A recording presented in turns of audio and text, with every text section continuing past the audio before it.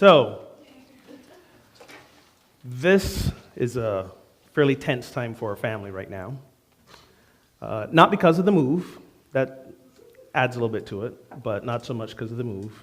This is usually the time of year where I become what I call parentis absentia. This is the time of year where I kind of check out. I become kind of absent from being fully present with my family members. And it's not because it's springtime and I want to get out and enjoy the nature and the sunshine. No, it's nothing as profound as that. It's because it's NBA playoffs. It's basketball time, people. I'm a diehard NBA fan. Been for years. Even before I moved here, I was back in Barbados. Showtime Lakers of the 80s, the Bulls run of the 90s. Yeah, I'm a basketball fan. And when the playoffs happen, Jennifer becomes a sports widow. And you'd think after 15 years of being married, 17 if you count the years we were dating, she'd get used to this. And she has, but she's still not happy about it. And I remind her, you kind of have it good. I'm only a one-sport guy. I'm not into football. I'm not into baseball. Despite my Caribbean upbringing, I'm not into soccer or cricket. It's just basketball. I said, you got 2 months, where I am up all night watching games. 2 months when I'm impatient because I need to get back to watching the game. Just 2 months. You can handle that. It's all good. But you know what? It didn't always used to be this way, see, because when I met her and we started dating, she was a basketball fan too. Yeah, this was like mid to late 90s, and the Bulls were going through their winning streak, and we'd sit on her tiny couch in her tiny apartment and watch the Bulls, and I'm cheering, and I'm thinking, yes, they got me a basketball girl. How lucky am I? And then Michael Jordan retired, and I realized she wasn't a Bulls fan. She wasn't a basketball fan. She was a Michael Jordan fan. And when he retired, she was done watching basketball. And for some bizarre reason, she thought I would be too. And I'm like, yes, even though basketball begins and ends with Michael Jordan, it does not begin and end with Michael Jordan. So thus started the years of tension. We had one good year. That year we don't really speak of in basketball when Michael Jordan came out of retirement to play for the Wizards. Yeah, that was kind of an ugly year for but she was back. She's like, Michael's back, yay. We were going to games. We were watching games on TV, and everybody was happy again, and then he retired again, and we went back to these years of tension. But this year, things are looking up. Why? Because the Wizards are in the playoffs. Against all odds. You remember when you couldn't even give tickets away to go see the Wizards? And they're now in the playoffs. Not only are they in the playoffs, but my wife said, get us tickets. I won't tell you how much the tickets cost. But we have tickets to go see the Wizards, who are now in the second round of the playoffs, against all odds. So, yeah, things are looking up. I hope they keep doing well, because when the Wizards do well, it does good for my marriage. I'll say that much. But even if you're not a basketball fan or an NBA fan, the NBA has been in the consciousness of the culture for the last few weeks. Again, not necessarily because of the playoffs or the games, but because of a particular owner of a particular team. You guys must have heard about Donald Sterling, the owner of the LA Clippers. You might have even heard the recording of the bizarre rants that he shared. It's just been the latest chapter of this nation's, in fact, humanity's ongoing dialogue about equality. Before Donald Sterling, the weeks leading up to that, you might have heard about the Nevada rancher, Cliven Bundy, and what the things he had to say. And sometimes we stand in disbelief and go, what year is this again? But it's still a part of our consciousness, our national consciousness, as we move forward. But it's not just about race. It's about ethnicity. It's about sexual orientation and identification. It's about class. It's about economy. All these things are part of this ongoing dialogue. And often we as spiritual seekers and people who know that the truth behind all and under all is divine love, we go, what is ours to do about this? What do we do? Well, first of all, we have a human reaction. I remember when I first heard the recording, my response was first flabbergasted. Again, like, I'm sorry, what year are we living in? And then it was a sense of moral outrage. Like, how dare he? What are we going to do? What is the NBA going to do? What is the NBA commissioner going to do? In case you don't know, they decided to ban him from Lifetime and force him to sell the team. And when they did this, I was like, yeah, that's the right thing to do. People like that should not be allowed to. And I was in outrage. But then I had to ask myself, how is that serving me on my spiritual journey? Granted, I am not one of these folks yet who have achieved such a Zen-like aura about me that things happen in this world and I just instantly breathe on through them. Getting there, not quite there yet. So what is ours to do? What is ours to do to be, as that quote we often hear, what is ours to do to be in this world, but not necessarily of this world? To hear about these things that happen, that people say and people do, to hear about the injustices that still continue after so many years of people working towards bringing sense of justice and equality. What is still ours to do? To be in all of that, but not to get caught up in the frenzy of it on either side. Well, I don't know about you guys, but what do you do when you need to be rescued from somewhere like stranded on the highway? You call AAA. So I have come up with a AAA plan for us.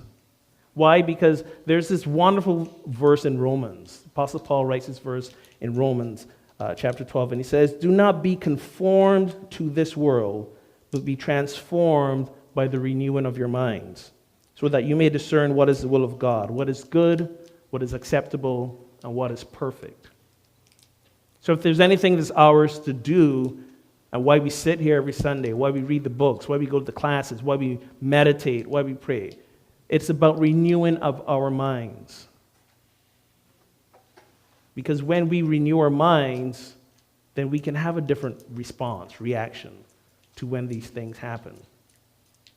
And by the way, quick segue, when I say the will of God, the verse says, discern what is the will of God. When we talk about the will of God in unity, we're not talking about some predestined or preordained plan for our lives. In unity, we do not believe in the God that sits somewhere up there in the sky who's already scripted everything for us. No, when we speak about the will of God, what we're speaking about is that divine truth, core, love essence, the Christ of who we are, just seeking to express out through and as us. It's seeking to express. And how it actually does that is entirely up to us. For some of us, it expresses as standing in front of you on Sunday morning. For some of us, it's singing wonderful music and writing original music. For some of us, we are artists. For some of us, we are just there for another person. For some of us, it's the thing that we're passionate about that keeps us up at night and makes us forget to eat and makes us lose track of time. Whatever these things are, however you show up as the fullness of who you are, that's the will of God. That is God expressing through and as you.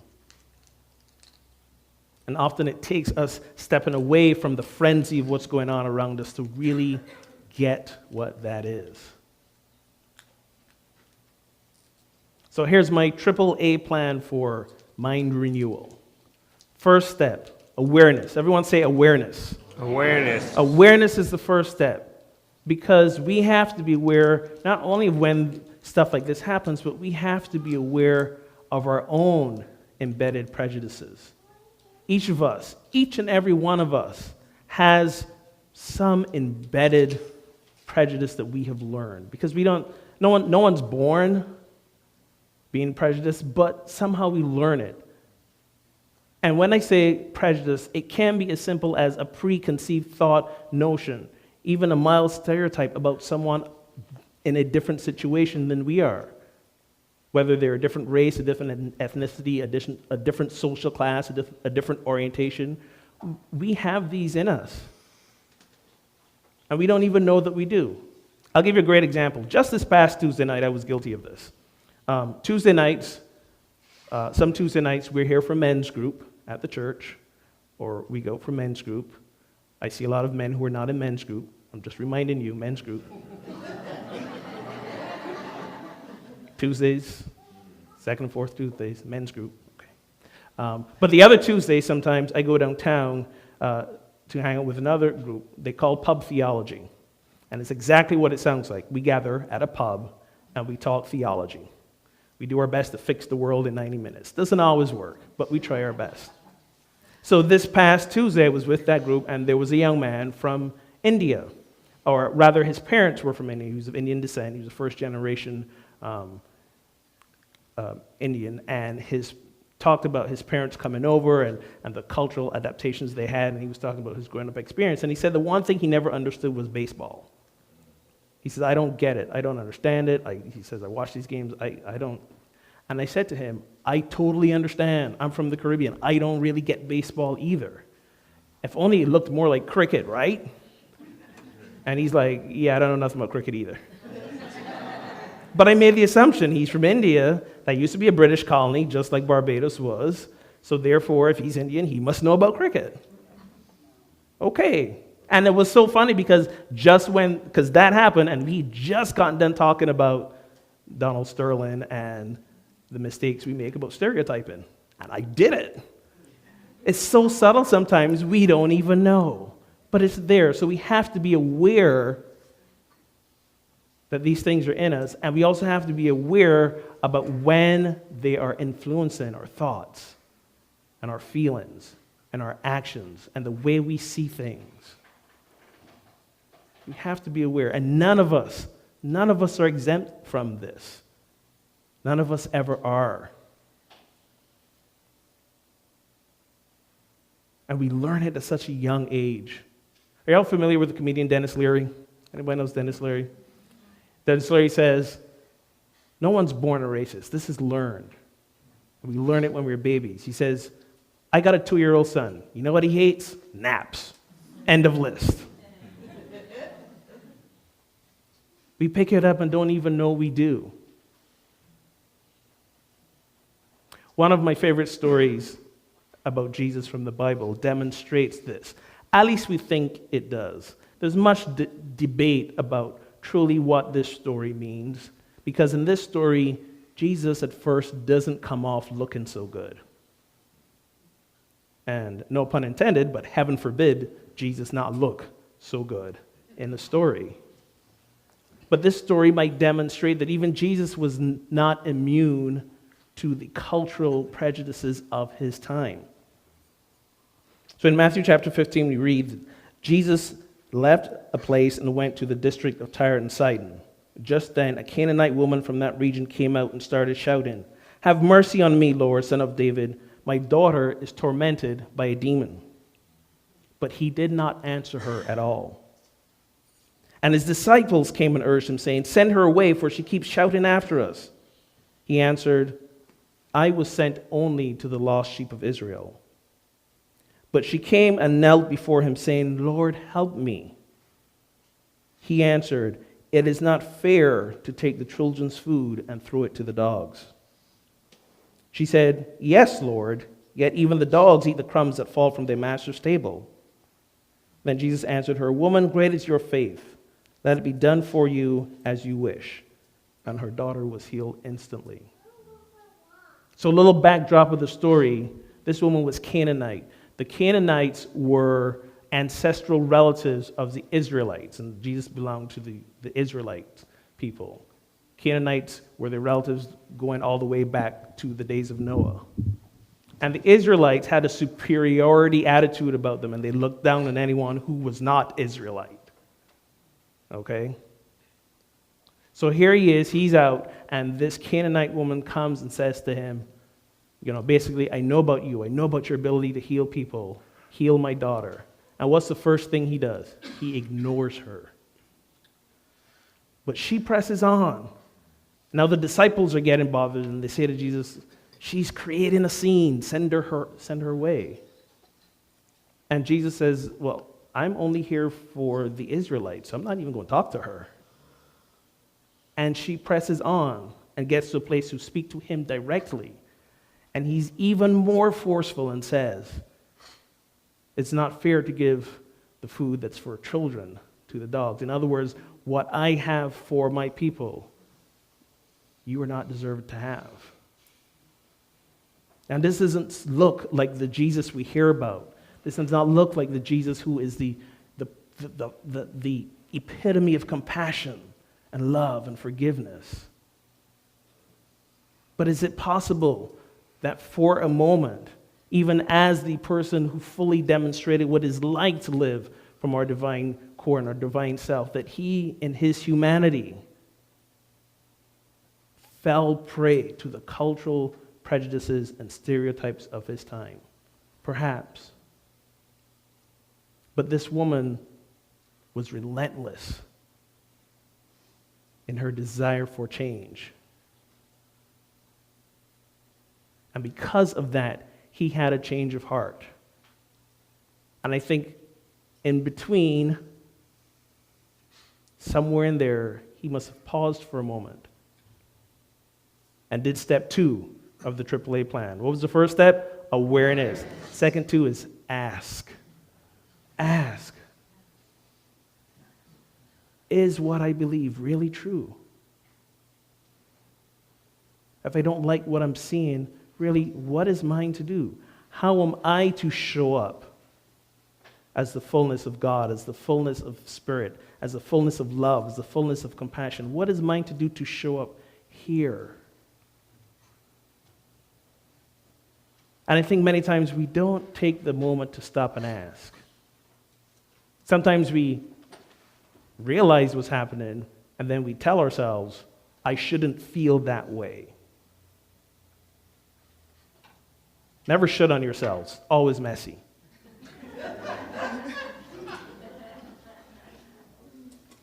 Take the time, once you're aware, to stop and ask. Spend some time in the silence. The answer may be revealed in that moment or a little bit later, but ask. And after you've been aware and you've asked, you do step 3, which is to act. Everyone say act. Step into action.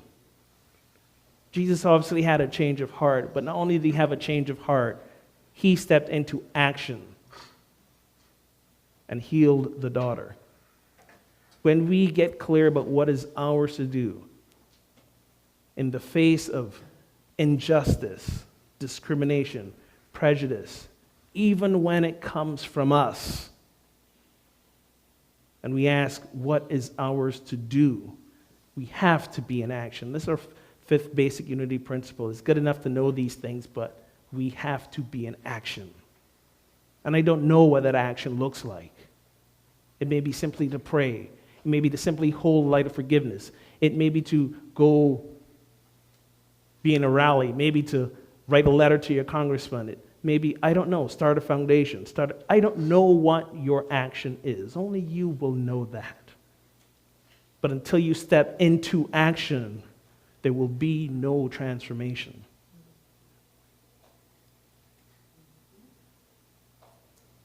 Do not be conformed to this world, but be transformed by the renewing of your minds. When your mind is renewed, you are transformed.